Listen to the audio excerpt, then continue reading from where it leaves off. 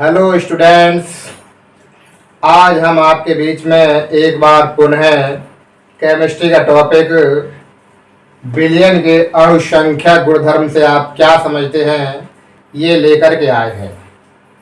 आशा ही नहीं पूरा विश्वास है कि हमको पिछले वीडियोस में आपके काफ़ी लाइक, शेयर और सब्सक्राइबर मिल रहे हैं और इसी तरह से आप हमको लाइक करते रहिए और केमिस्ट्री के टॉपिक का आनंद उठाते रहिए।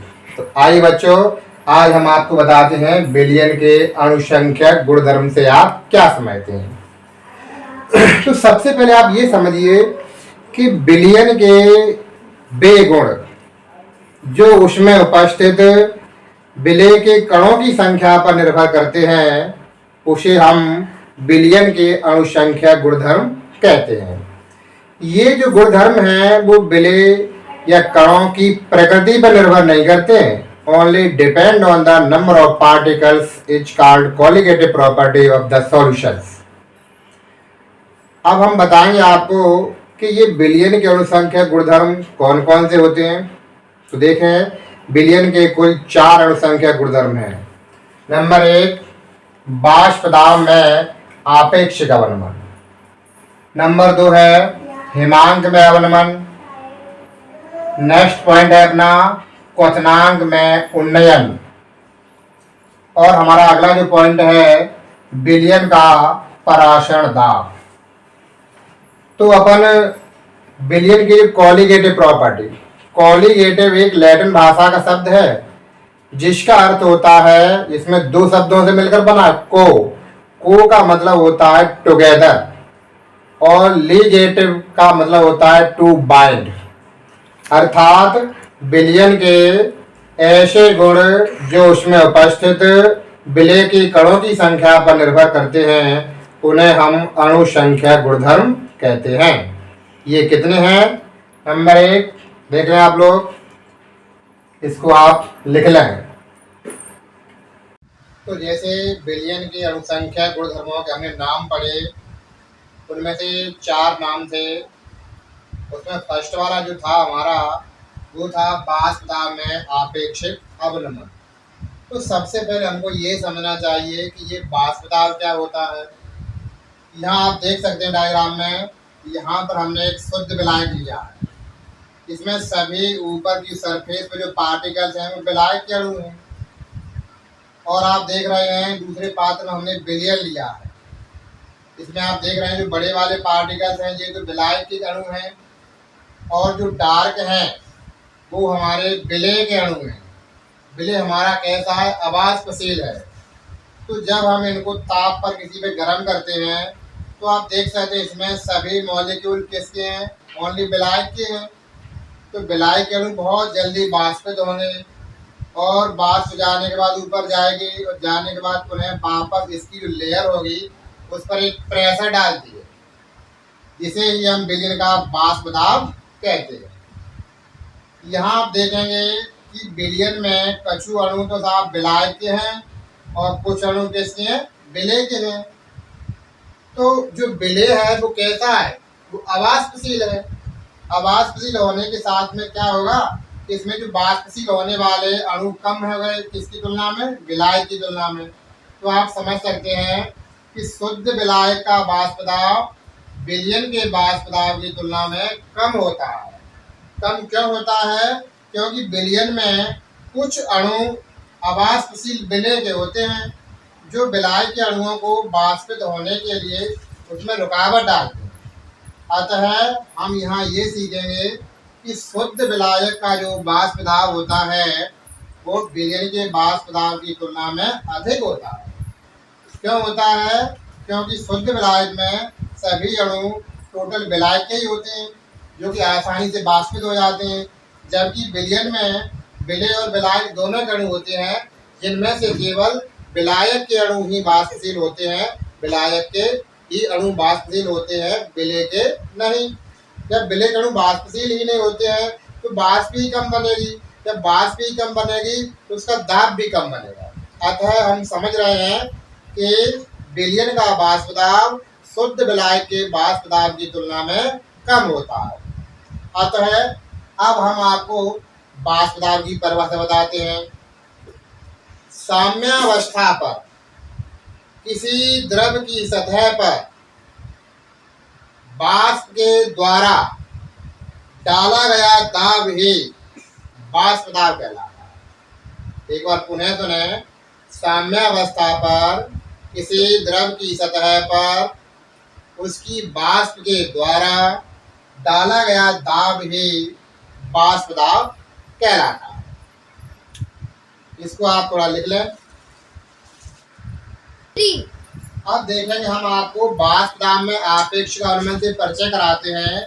तो कह सकते हैं जब किसी शुद्ध विलायक में कोई अवाष्पशील पदार्थ मिलाया जाता है तब उसका वाष्प दाब कम हो जाता है। यानी जब किसी शुद्ध विलायक में कोई अवाष्पशील पदार्थ मिलाया जाता है तब बने विलयन का वाष्प दाब शुद्ध विलायक के वाष्प दाब की तुलना में कम हो जाता है। इसे हम वाष्प दाब में अवनमन कहते हैं। यहाँ पर मान सकते हैं यदि किसी ताप पर शुद्ध विलायक का वाष्प दाब, किसका? शुद्ध विलायक का वाष्प दाब P0 माना अपन ने, तथा विलयन का वाष्प दाब, विलयन का वाष्प दाब PS हो तो P0 माइनस PS वाष्प दाब में अवनमन, वाष्प दाब में अवनमन कहलाता है। जबकि P0 minus PS upon P0 वाष्प दाब में आपेक्षिक अवनमन कहलाता है। वाष्प दाब में आपेक्षिक अवनमन कहलाता है।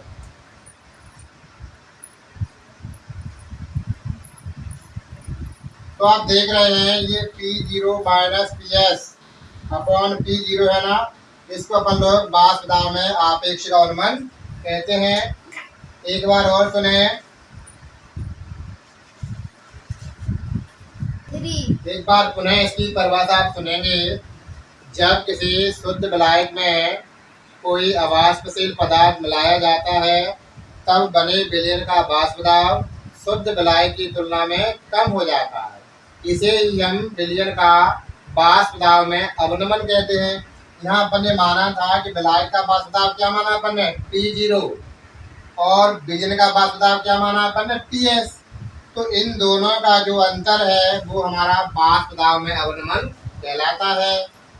जबकि P0 minus PS upon P0 को हम लोग वाष्प दाब में आपेक्षिक अवनमन कहते हैं। अब हम आपको जो हमारा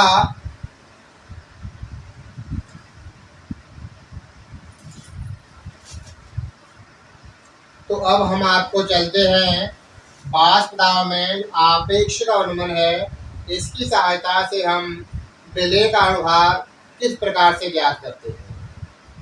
तो हम जानते हैं कि राउल्ट के नियम के अनुसार ये बताया गया है कि अवाष्पशील विलय युक्त विलयन के वाष्प दाब में आपेक्षिक अवनमन विलय के मोल प्रभाज के बराबर होता है।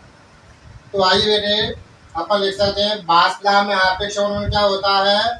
P0 minus PS upon P0, यहाँ इसको अपन लोग P नॉट भी कहते हैं, इक्वल में XB विलय का जो हमारा मोल प्रभाज होता है उसे अपने XB से प्रदर्शित करते हैं। अब इसको अपन लिख सकते हैं P0 minus PS upon P0 बराबर N1 upon N1 plus N2। तो आप देख रहे हैं यहाँ पर क्रम से कि P0 हमारा शुद्ध विलायक का वाष्प दाब है, PS विलयन का वाष्प दाब है, N1 विलेय के मोलों की संख्या है और N2 विलायक के मोलों की संख्या है। क्योंकि राउल्ट का जो नियम है वो तनु विलयनों पर ही लागू करता है और तनु विलयन में विलेय के मोलों की संख्या विलायक के मोलों की तुलना में बहुत कम होती है, अर्थात इसको अपन लोग नगण्य मान सकते हैं। तो यहाँ पर अपन लिख सकते हैं N1 प्लस N2 इक्वल मानेंगे अपन लोग N2 यहाँ पर। तो आप देख सकते हैं अगले स्टेप में हम लोग क्या करेंगे, P0 minus PS upon P0 बराबर यहाँ हो जाएगा N1 अपॉन N2।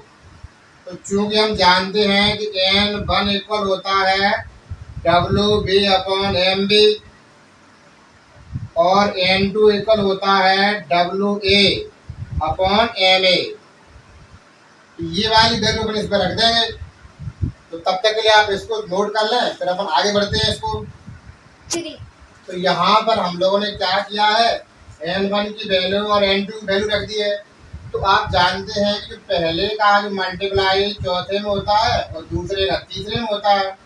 तो अपन इसको लिख सकते हैं P0 minus PS upon P0 बराबर कि WB इसका मल्टीप्लाई हो जाएगा MA से और यहाँ पर हो जाएगा अपना MB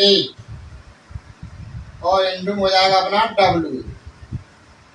इस फॉर्मूले की सहायता से हम विलेय का अनुभाग आसानी से ज्ञात कर सकते हैं। अब देखते हैं अपन यहाँ क्या क्या प्राप्त हुआ अपने को। तो यहाँ लिख देंगे जहाँ P0 या 0 बराबर हो जाएगा शुद्ध विलायक का वाष्प दाब, शुद्ध विलायक का वाष्प दाब, और PS इक्वल हो जाएगा विलयन का वाष्प दाब, विलयन का वाष्प दाब। इसके बाद अपन देखेंगे WB हो जाएगा विलेय का ग्राम में भार, WB विलेय का ग्राम में भार है। तो MB क्या हो जाएगा, MB बराबर हो जाएगा विलेय का अनुभार, विलेय का अनुभार। इसके बाद अपना बचा WA क्या हो जाएगा विलायक का ग्राम में भार, विलायक का ग्राम में भार हो जाएगा ये। और बचा अपना MA हो जाएगा विलायक का अनुभार। इसको आप अच्छी तरह से नोट कर लें, फिर अपन आपको न्यूमेरिकल को ले चलेंगे। तो देखिए वाष्प दाब में आपेक्षिक अवनमन की सहायता से हमने विलेय के अनुभार को ज्ञात करने का फॉर्मूला तो प्राप्त कर लिया है। अब उस फॉर्मूले के तहत हम वाष्प दाब में आपेक्षिक अवनमन से रिलेटेड कुछ न्यूमेरिकल्स की ओर चलते हैं। जैसे आप देख रहे हैं हमारे बोर्ड पर, किसी पदार्थ के 1.2 ग्राम को 300 केल्विन पर 100 ग्राम एसीटोन में घोलने पर विलयन का वाष्प दाब 182.5 mm हो जाता है।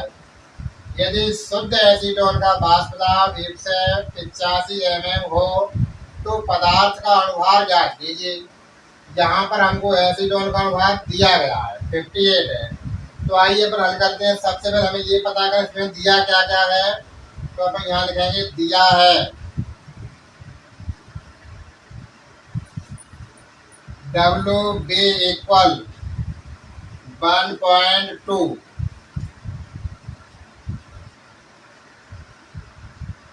डब्ल्यू ए इक्वल, यानी डब्ल्यू ए कौन हो जाएगा, एसीटोन। अब एसीटोन कितना है, 100 ग्राम, ये हो जाएगा अपना 100 ग्राम। एम बी, एम ए दिया है, एम बी तो हमको ज्ञात ही करना है। एम ए बराबर दिया तुम्हें 58, एम बी बराबर हमको ज्ञात करना है। और शुद्ध विलायक का बात बताओ, यानी P0 इक्वल दिया हमको, तो P0 कितना दिया हमको, शुद्ध विलायक यानी एसीटोन का बात दिया है 185, और आपको पीएस भी दिया है 182.5। अब आप देख रहे हैं इसमें हमको ज्ञात क्या करना है, अणुभार ज्ञात करना है। अणुभार को पूरे एमबी से व्यक्त करते हैं, और किसका, पदार्थ का। तो अब इस वाली वैल्यू को हम लोग क्या करेंगे, जो वाष्प दाब में आपेक्ष का अनुमान जो फॉर्मूला है उसमें अपन शिफ्ट कर देंगे। ये देखें बगल में हम फॉर्मूला ही बना देते हैं आपके सामने, P0 minus PS upon P0 equal में क्या था, WB into MA upon MB into WA। अब इस फॉर्मूले पर इसमें देखते हैं, आप इसको लिख भी लें, नोट कर लें। 3 तो देखिए जो हमारे पास जो मान थे उस मान को हमने इस फॉर्मूले में रखा। P0 की वैल्यू 185 थे, PS की वैल्यू ये रही, WB MA MB हमको क्या कैलकुलेट करना है। अब आप देखेंगे इसमें से इसको अपने क्या किया, सब्ट्रैक्ट करेंगे तो यहाँ पर 2.5 बचेगा, 2.5 अपॉन 185 तो ये रहेगा ही, इक्वल में ये 1.2 इंटू 58 अपॉन MB लिखने के बाद यहाँ पर अपन 100 लिख देंगे। अब आप चाहें तो इसको अपन डायरेक्ट लिख सकते हैं, MB इक्वल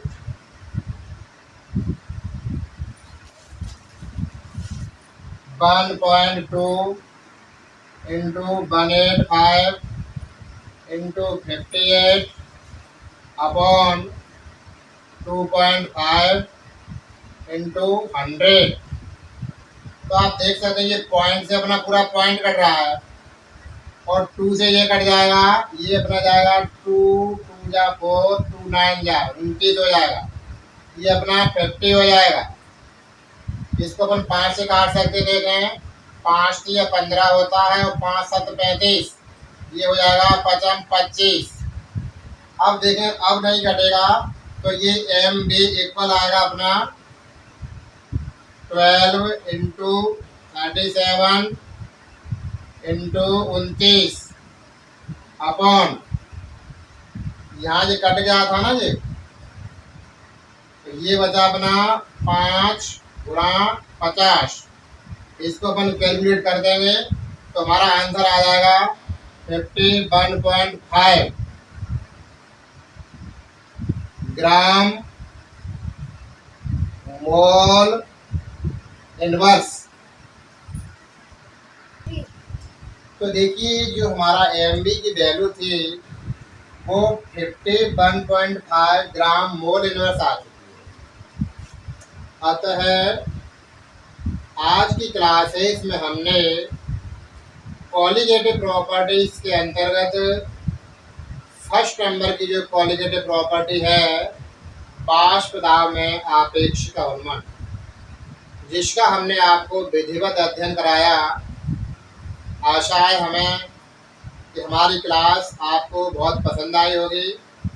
अतः इस चैनल को आप अधिक से अधिक सब्सक्राइब भी करें और कमेंट्स करके चैनल की लोकप्रियता बढ़ाना है, और हम सबको मिलकर के केमिस्ट्री को बहुत अच्छे से सीखना है। धन्यवाद।